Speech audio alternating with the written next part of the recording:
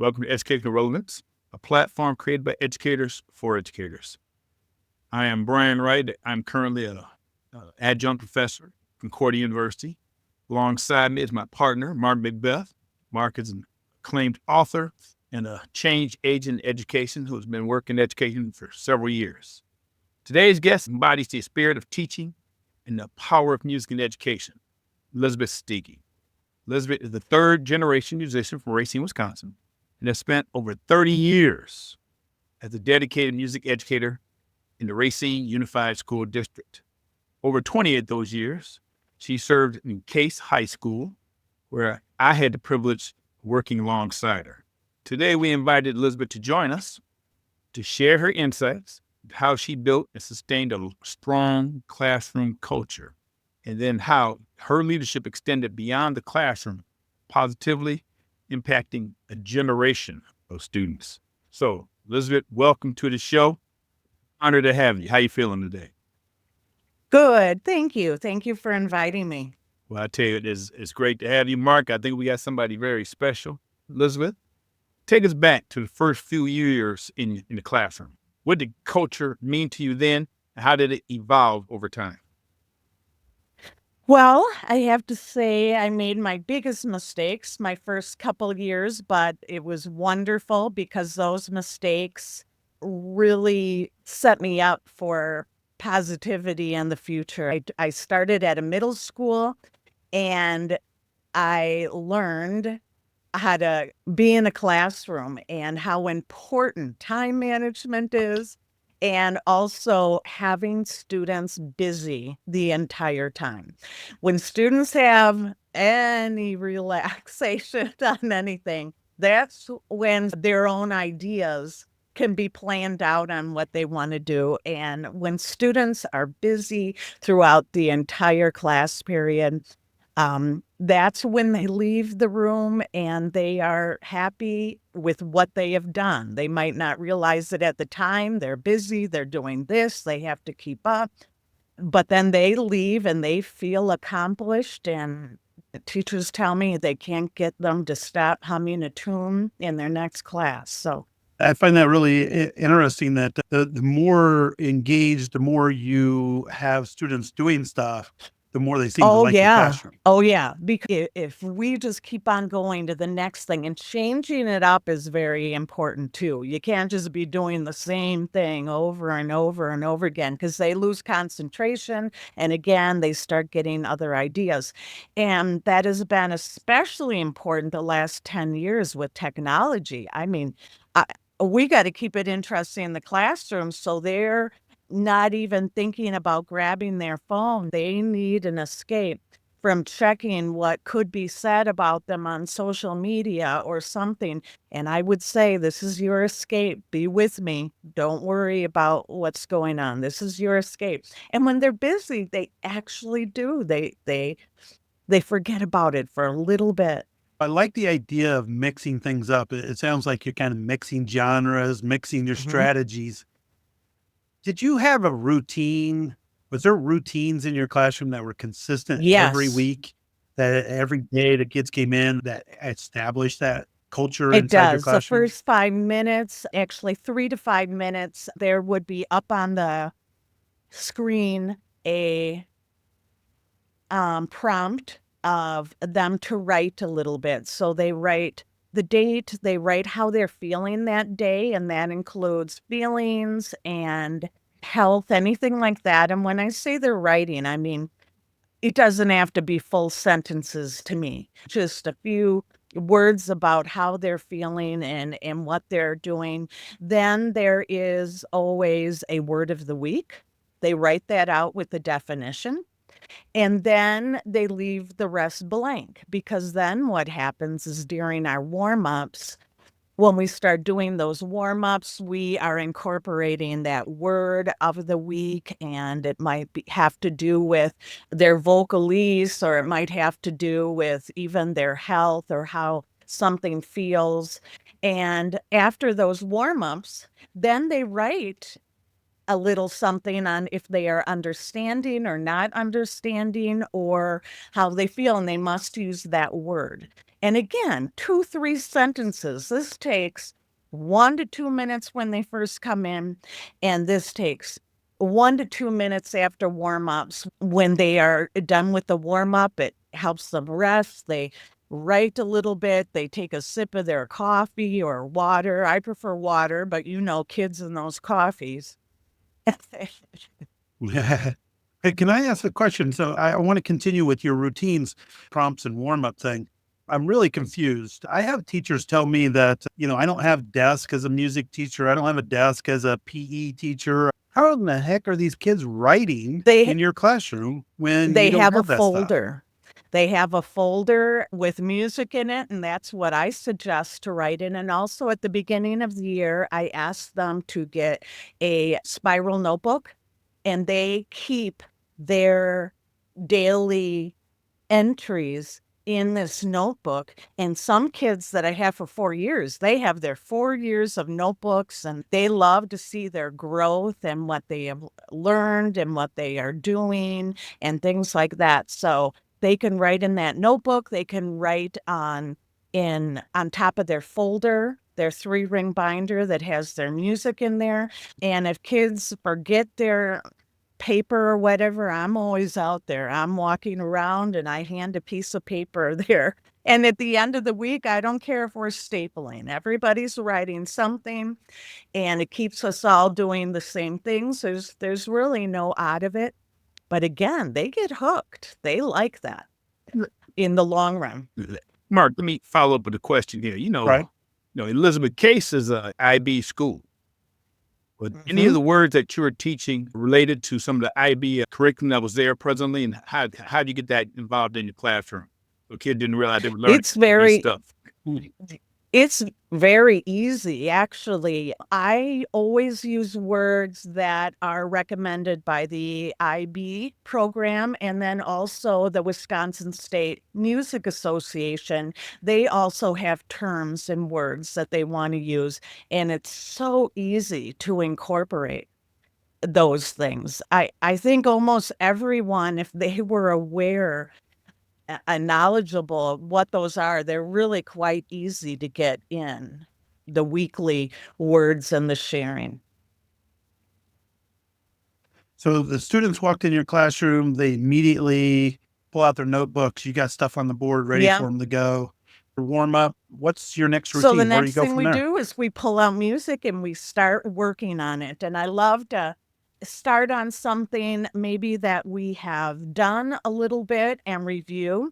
I love then getting into groups where a lot of times it's in sections, soprano, alto, tenor, bass, and there's usually a section leader, or I ask different people at different times to lead.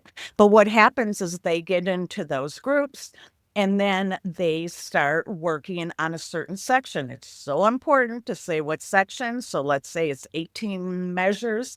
They are working on it like that. I am sitting at the piano. I can give any pitches that they want. One person is in charge. Doesn't matter if they are knowledgeable or not. They're the ones that say, okay, let's start this. Let's practice this. And then it has to be time sensitive. Okay, everyone get in your groups. You are 3 minutes to work on these measures. Go. And I always use this time afterwards to reflect on what happened in those 3 minutes. So some groups might be really on it. They're singing and they're trying and they're pinpointing the exact spot where it is. Some groups go in and they're a little lost. Well, we tried it, but we didn't know what they were doing. And that's why it's important to just have a short time, because then we share from the groups. What did you do in your group? What was your problem spot? They say what their problem spot is. What did you do in your group to fix it?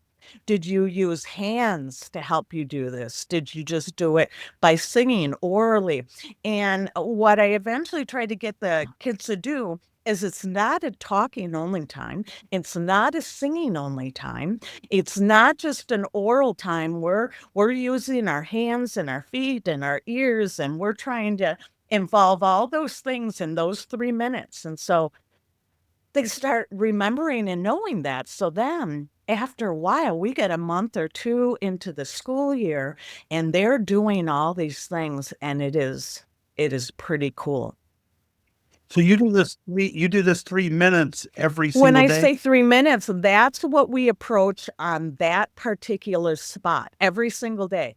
So then once we do that, we might have then after a thumbs up, thumbs down, thumbs in between as far as if it was successful. I also do 1 hand in, 2 hands in, 0 hands in, or it was excellent in the group, meaning we made so much progress on it. But then we sit back down and we run that section again. It's always improved. And in that, I'm going to say it's 6 minutes now, because the 3 minutes were with them working, 3 minutes of sharing, and then we getting back and doing everything. Now we're talking about 7 minutes. We get back, improvement. They took on that process of improvement. It feels good.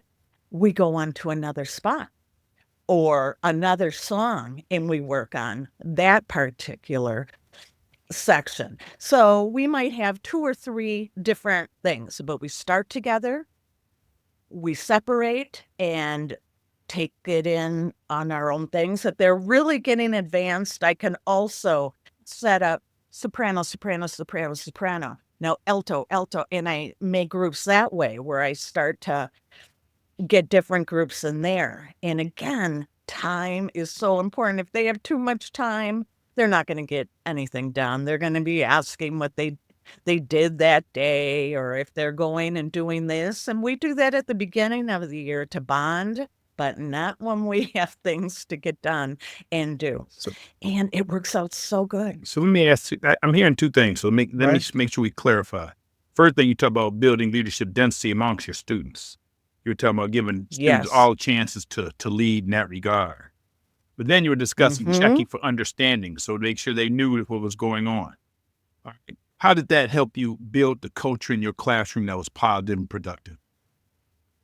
Well, for one, all students are an important part of the process. So when we're listening to another group and they're saying what helped them be successful, everybody else is thinking, oh yeah, I'll have to try that. I mean, I picked up some of my best ideas from students on what they come up with because they feel these things, and that's also why I like different people in charge.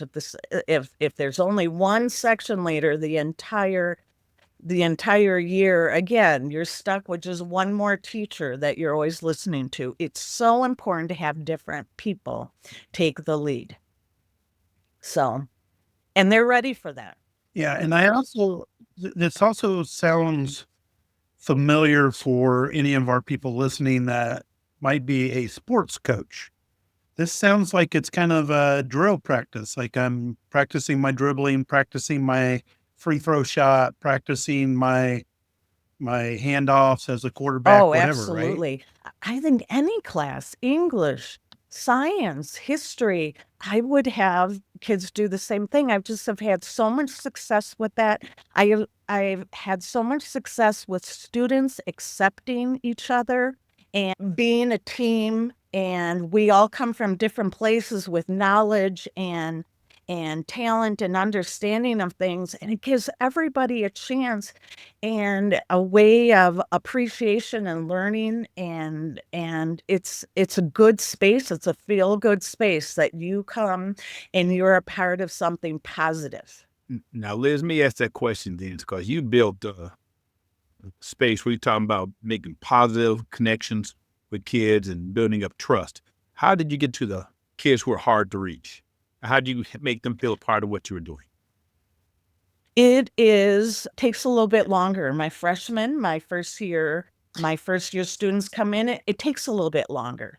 There's a little bit more competition coming from different schools, and they think there's a little bit of a hierarchy, which I do not accept in any way when they're in those groups, and shorter amounts of time, again, is important. Easier tasks in those groups is important. at the very beginning of the year, we share also. We share what is important to us or hobbies, and we remember each other's names, things like that. Kids will remember their senior year that they'll say, I remember freshman year, you said that pink was your favorite color. And they pick up these things because, again, it's just a drill. So whatever the purpose of going in there, I couldn't send freshmen into, especially at the beginning of the year, to go in groups and just, okay, work on these sections. It has to be really clear what they're working on. And it might just be finding starting pitches. You pull out your phone keyboard, you push that, and then getting together and starting on that pitch together. Okay, that didn't go well. This time you play the pitch and then you direct us in. Things go on in these little groups for 2-3 minutes. And they learn that process of being in a group. And then you can make it more and more difficult and end up getting a lot more in. And again, as long as there's a time sensitive amount and a goal in mind that they will be able to accomplish it, I can't set them up for failure. There has to be some accomplishment or close to accomplishment. So if it's not going well, something that, oh gosh, that's what they did, that's what we got to try. There's got to be success in the horizon there. And that's not going to be just sending kids out and hoping for the best. And Mark, this sounds like something like out of Abbott, where she uses Socratic seminars, where students would help with basically teaching themselves. Is that what you're talking about, Liz? And one of the strategies you relied upon? Absolutely. Okay, I wanted to make sure. And they go home too, and that's how Bryan, they you're learn bringing their in own all the stuff songs and today. their own things too. So I'm just wondering, when do they actually just sing a song?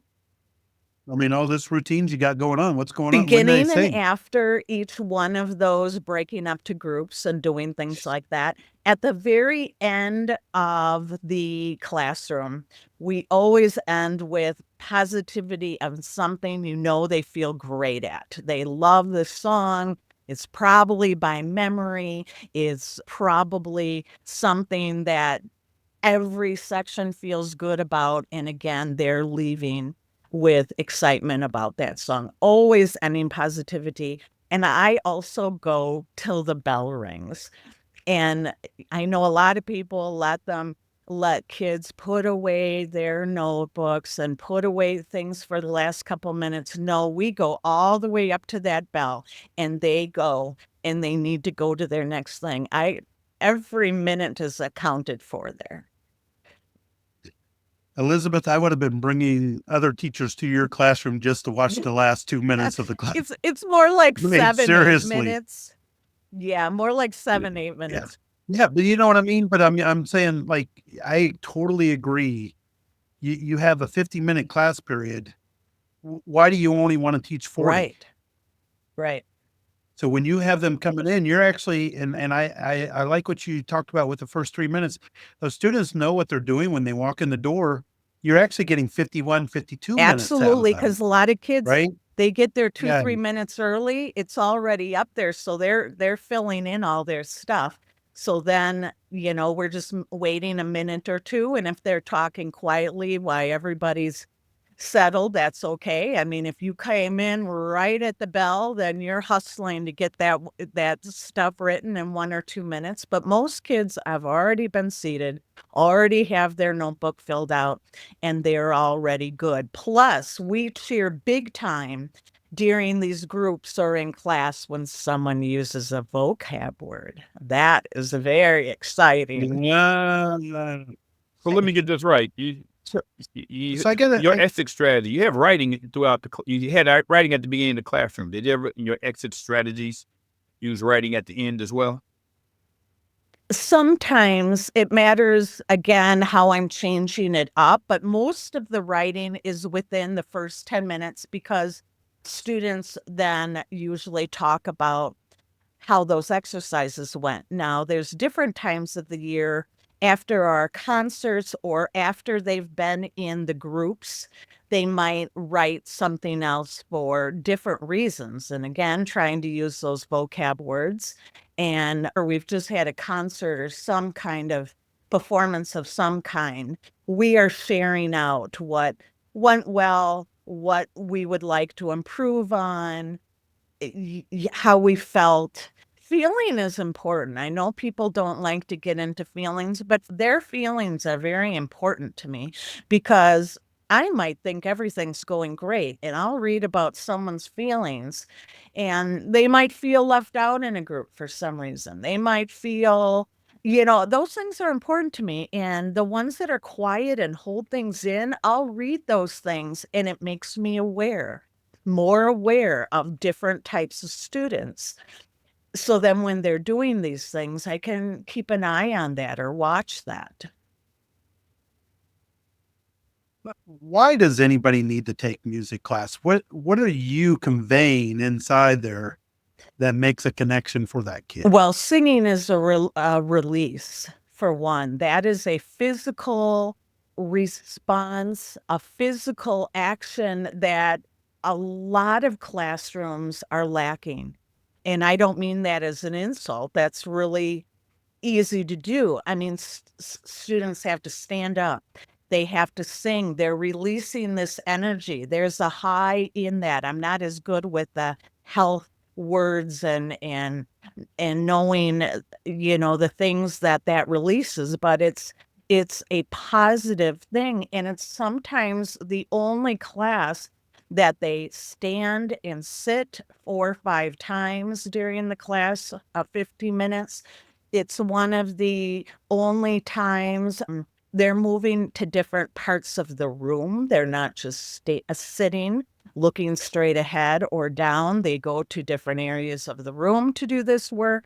And there is a high from doing that. There's also, when you have loss of oxygen to the brain, it releases a natural high, and students will have that natural high from singing and releasing that, and it's a break from their classes.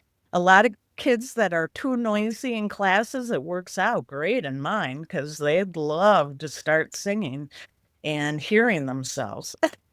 Well, let me ask this question, Liz. In this program, we always talk about code in educational philosophy. All right. If you had to sum up your educational philosophy or your code in one sentence, what would it be? Walk, talk, write, and perform like a musician. That's my goal. I have a student made a big, not poster, but it's a hard painting, huge, in my room, and we hang it up. And that is up from day one. I've had it for about 15 years, a student made, and it says exactly that. We walk, we talk, we write, and we perform like a musician. And that is my goal for every single kid. It is fun to be talented. It is fun to maybe have a bad day and you come in and sing and dang, we sounded really good. It is great to leave and feel talented. It's so positive. So every student knows your code meant they walk into your room the first day. Everyone. And it stays consistent throughout. Everyone. Always. What do you think about that, Mark? I love that, and I love that she actually did mine, which is rigor, relevance, relationships generates results. Mhm. That's why I was asking about the relevance piece, because I wanted to make sure she caught all Yeah. of them. So, yeah, that's awesome. One of the things that some people will say, well, you're a music teacher. I think you've already stepped outside of that and said, hey, I'm a writing teacher. I'm a relationship teacher. I'm creating relevance for students. You've told me that already.